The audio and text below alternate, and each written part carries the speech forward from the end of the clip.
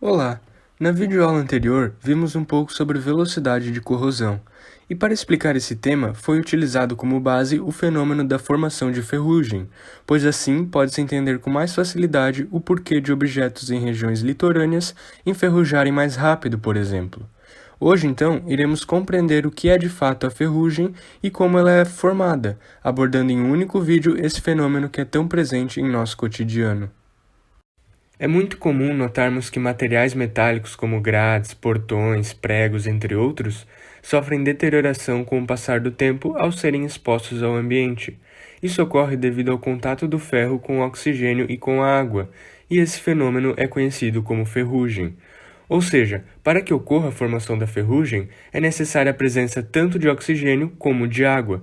Sem um ou outro, esse fenômeno não ocorre. Então é fácil de evitar que a corrosão aconteça nesses casos. É só cuidar para não molhar a peça de ferro, certo? Não, e é aí que está o problema.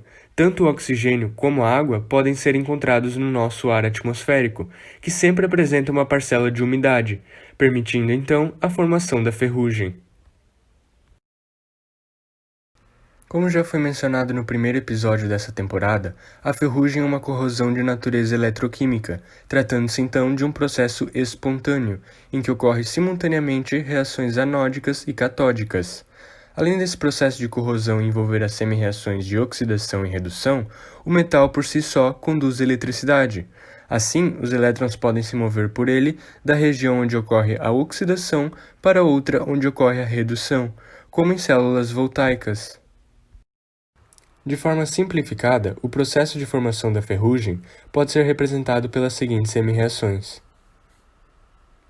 Como podemos ver, o potencial padrão de redução do ferro é menor que o do oxigênio.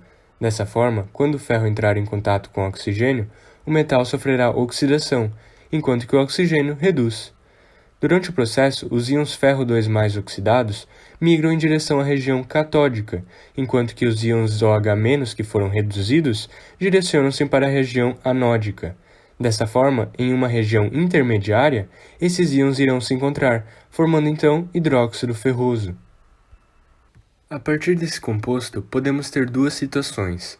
Em meio com baixo teor de oxigênio, o hidróxido ferroso sofrerá decomposição. Agora, caso o teor de oxigênio seja elevado, os íons ferro 2+ serão oxidados a ferro 3+, dando origem ao hidróxido férrico, conforme mostra a reação. Este, por sua vez, também pode se decompor, formando óxido de ferro 3 hidratado. São estes óxidos de ferro que constituem a ferrugem. Um apresenta uma coloração preta e o outro uma coloração alaranjada ou castanho-avermelhada. Essa figura ilustra muito bem o que acabamos de aprender. Temos uma lâmina de ferro com o ferro inicialmente sólido. Em contato com a água e o oxigênio do ar, esse ferro sólido é oxidado a íons ferro 2+ e a lâmina é corroída.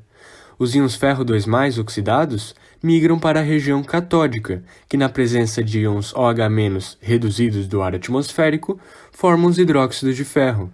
Estes, por sua vez, dão origem aos óxidos de ferro, que são responsáveis pela ferrugem. Vale destacar ainda que a gota de água na superfície do ferro funciona como meio aquoso eletrolítico para a corrosão, fechando o circuito elétrico com a migração de elétrons e íons. Retomando aquilo que foi mencionado no episódio anterior, é por essa razão que a corrosão é tão rápida em água salgada. Os íons do sal fornecem o eletrólito necessário para completar o circuito elétrico. Embora a videoaula de hoje seja sobre ferrugem, vale mencionar que a corrosão metálica não se limita ao ferro. O alumínio, por exemplo, apresenta uma tendência maior em oxidar em comparação ao ferro, visto que o seu potencial padrão de redução é mais negativo que o do ferro. No entanto, isso não ocorre com facilidade, pois quando esse metal está exposto ao ar, forma-se uma camada de óxido de alumínio insolúvel na superfície dele, protegendo o alumínio da corrosão. E é isso que começaremos a abordar nos próximos episódios. Observaremos o que pode ser feito para evitar a corrosão. A próxima videoaula, então, versará sobre metais de sacrifício, que é uma maneira de impedir que esse fenômeno ocorra. Por isso, fique ligado no canal para não perder os próximos vídeos. Até mais!